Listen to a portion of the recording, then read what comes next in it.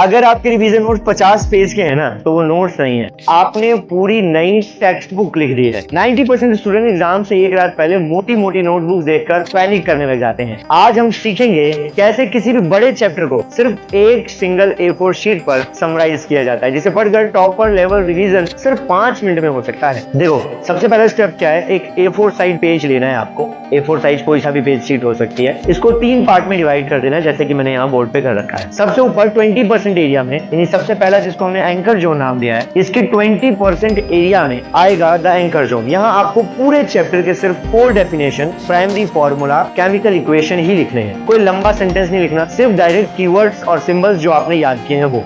ठीक है। जोन 2, बीच का जो स्पेस है ये, जिसको हमने विजुअल लॉजिक कहा है, इसको आपको देने हैं 50%, पेज का 50% हिस्सा। इसे कहेंगे हम द लॉजिक जोन। हमारा दिमाग पैराग्राफ याद नहीं रखता है, विजुअल कनेक्शंस याद रखता है। इस सेक्शन में प्रोसेस मैकेनिज्म या डेरिवेशन को सिर्फ फ्लो चार्ट, एरो और ब्रांच डायग्राम के थ्रू रिप्रेजेंट करो। हर स्टेप के बीच बस 2-3 वर्ड्स का एक्सप्लेनेशन होना चाहिए। Last but not the least, page के बॉटम में सबसे लास्ट में आपके पास बचेगा 30% एरिया। ये इसका बहुत तगड़ा ही यूज है। पेज के बॉटम में 30% एरिया को नाम दो द ट्रैप जोन। यहाँ आएगा इस चैप्टर के वो 3 या 4 क्वेश्चन जो पिछले 4 या 5 सालों में पूछे गए हैं, यानी PYQ, previous year question paper, और वो स्पेसिफिक पॉइंट जहाँ आप मॉक टेस्ट में गलती करते हो। ये जोन एग्जाम हॉल में एंटर करने से पहले आपके सबसे ज्यादा मार्क्स सेव करेगा। लेकिन एक बात ध्यान रखना है, एक गोल्डन रूल बता रहा हूँ, इस रूल को फॉलो करना। अगर कोई कॉन्सेप्ट आपको पहले से 100% याद है तो उसे इस शीट पर लिखकर अपना स्पेस वेस्ट मत करो। शीट पर सिर्फ वही चीजें आएंगी जो आपके ब्रेन भूलता है। इस फॉर्मेट को अपने अगले डिफिकल्ट चैप्टर पर बनाओ और एग्जाम नाइट का टेंशन 0 करो। ऐसे स्मार्ट स्टडी सिस्टम के लिए वन टॉपिक को अभी सब्सक्राइब कर लो।